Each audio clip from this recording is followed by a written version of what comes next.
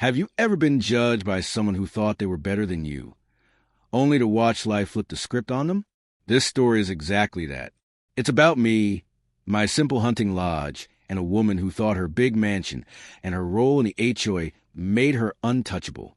But little did she know, mocking me would be the first step toward losing everything she owned. I want you to picture this.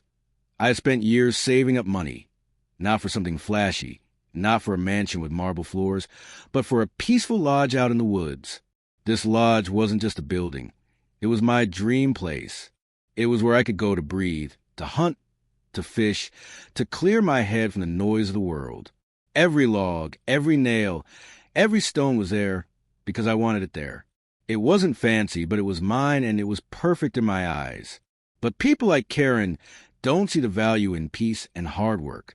Karen only saw money, appearances, and status. She was one of those people who lived in the biggest house on the block, drove the fanciest cars, and acted like the whole neighborhood revolved around her. And as a self-proclaimed queen of the HOA, she made sure everyone knew it. The first time she saw my lodge, she laughed. Not a quiet laugh, not a polite smile, but a full-blown laugh in front of everyone. She wrinkled her nose and said, "That looks more like a shack than a home. Who would want to live in a place like that?" Her words cut deep, but I didn't let it show. Because here's the truth. What Karen didn't know was that while she was mocking my hunting lodge, she was setting herself up for the biggest fall of her life. You see, Karen loved control. She loved rules.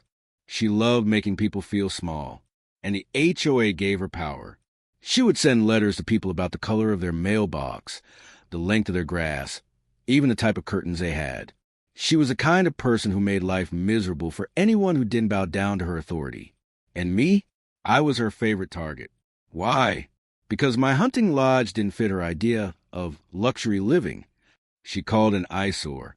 She said it lowered the value of her mansion. She told anyone who would listen that my property didn't belong in her neighborhood. But here's the hook. While she was busy mocking me, I was paying attention to her. I knew something about her that she didn't want anyone else to know. Something that would come back to haunt her in ways she couldn't imagine. Karen's mansion wasn't as perfect as it looked. On the outside, it was huge, polished, and intimidating. But behind the fancy gates and the expensive exterior, there were cracks, literally and legally.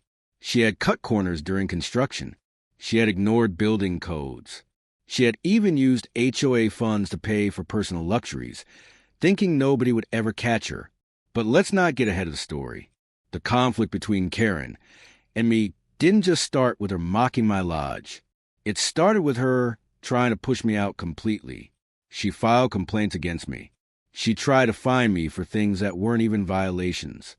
She even called meetings just to humiliate me in front of other homeowners. And yet, the more she pushed, the calmer I stayed, because I knew something she didn't. When you build your empire on lies, it only takes one truth to bring it all crashing down. One day, Karen called me out in front of the HOA board. She stood there in her designer dress, pointing her manicured finger at me and said, "This man is destroying our community with his lodge. It doesn't belong here. It looks cheap. It looks ugly. And I will not allow my property value to drop because of it." The room went silent. Everyone looked at me, waiting to see what I would say.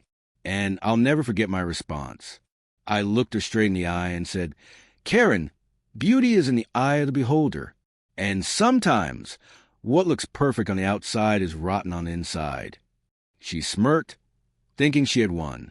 But deep down, she had no idea that her own words were about to boomerang back at her. Over the next few months, Karen became obsessed with my lodge. She took pictures of it. She wrote reports. She tried to shame me on community forums. But the more she attacked me, the more curious people got. And when people started asking questions about her mansion, things began to unravel. One neighbor mentioned strange construction noises at odd hours. Another recalled how Karen once bragged about knowing the right inspectors. Then came the rumors about HOA money being misused. Slowly, the spotlight shifted from me to her. And here's the twist. Karen wasn't prepared for the truth. An anonymous complaint was filed against her. It wasn't from me, But I knew enough about her shady practices that I wasn't surprised when investigators showed up. At first, Karen laughed it off. She told everyone it was a mistake, that it was just jealous neighbors trying to bring her down. But the evidence spoke louder than her excuses. Her mansion had been built with shortcuts. Safety codes were ignored. And worse, the funds she used to cover those shortcuts came directly from HOA accounts. That's right, the money she collected from hard-working neighbors. She used to polish her own castle. The news spread like wildfire. The same people she used to intimidate now turned against her. The HOA board, once a loyal army, voted to remove her, and lawsuits began piling up. Karen's mansion, the same mansion she used to mock my lodge, was now at the center of a court battle. The judges didn't care about her designer clothes or her arrogant speeches. They cared about the truth.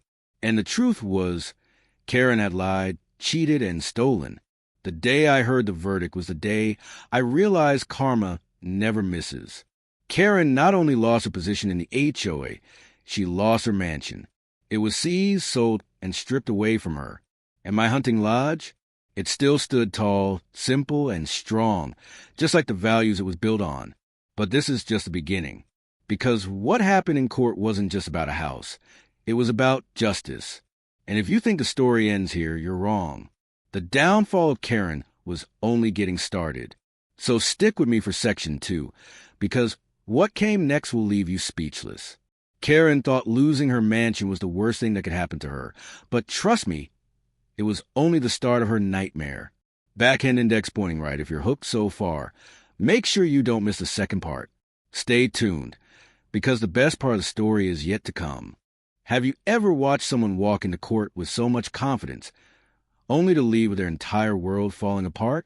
That's exactly what happened to Karen. She thought she could play games, twist rules, and hide behind her mansion. But when the truth came out, there was no mansion big enough to protect her. The day of the trial was something the whole neighborhood couldn't stop talking about. For years, Karen had strutted around like a queen, handing out fines, mocking neighbors, and laughing at my hunting lodge. Now, she was the one sitting in the hot seat, and everyone was ready to see justice served. Karen arrived at the courthouse in her expensive clothes, acting like this was just another HOA meeting she could control. She even waved at people like she was a celebrity. But what she didn't realize was this wasn't her playground anymore. This was a courtroom, and in a courtroom, evidence speaks louder than arrogance. The case against her was simple but powerful. Investigators showed that her mansion had multiple code violations. Serious ones. Walls that weren't up to safety standards. Electrical wiring that was a hazard. Even the foundation was weaker than it should have been. But the biggest blow was the money trail. Paper after paper showed how HOA funds had been redirected into mansion improvements. Karen tried to argue. She said the lodge, my lodge, was the real problem. She claimed it ruined the community image. She acted like she was the victim, but the judge wasn't buying it. He didn't care about her opinions of my hunting lodge. He cared about facts, laws, and honesty, and the facts crushed her. One by one, witnesses stepped forward.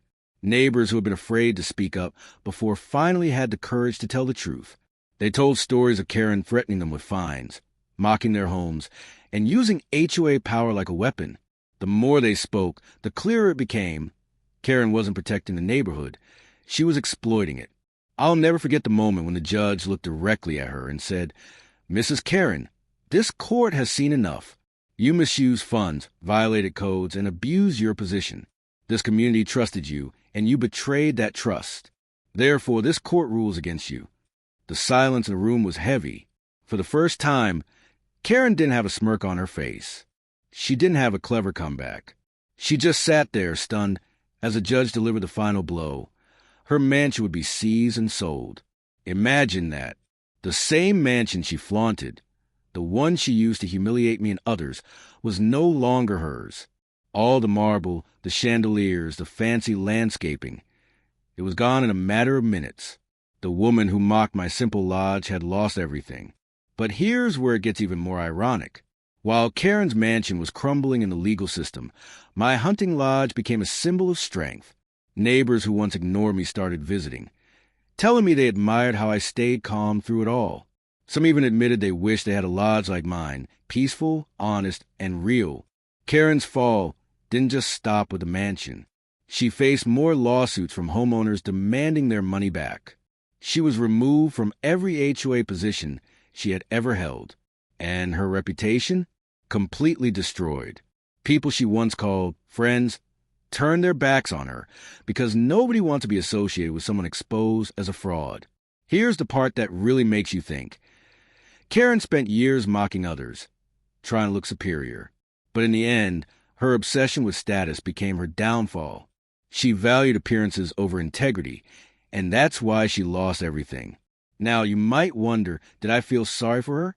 The truth is, a small part of me did. Watching someone go from powerful to powerless is never easy.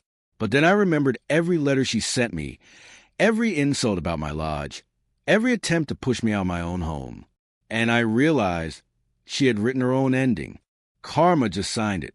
There's a powerful lesson here, and it's bigger than just Karen or me. It's about what really matters.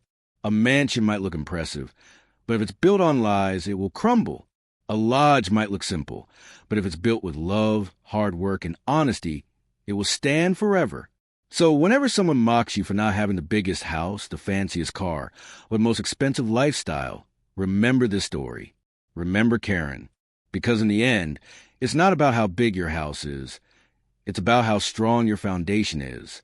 Karen thought she was untouchable. She thought she was above everyone. But the court reminded her of something important.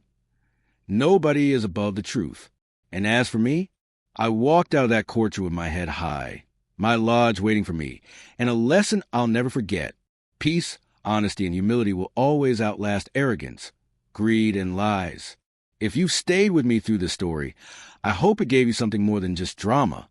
I hope it gave you perspective.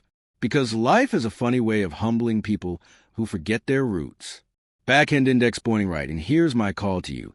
If you've ever faced a Karen in your life, someone who mocked you, tried to tear you down, or acted like they were better, don't let them win. Stay true to who you are. Build your foundation on honesty, because in the end, the truth will always be louder than their laughter. So, whose side are you on? The side of flashy lies or the side of simple truths? Think about it, because one day that choice could make all the difference.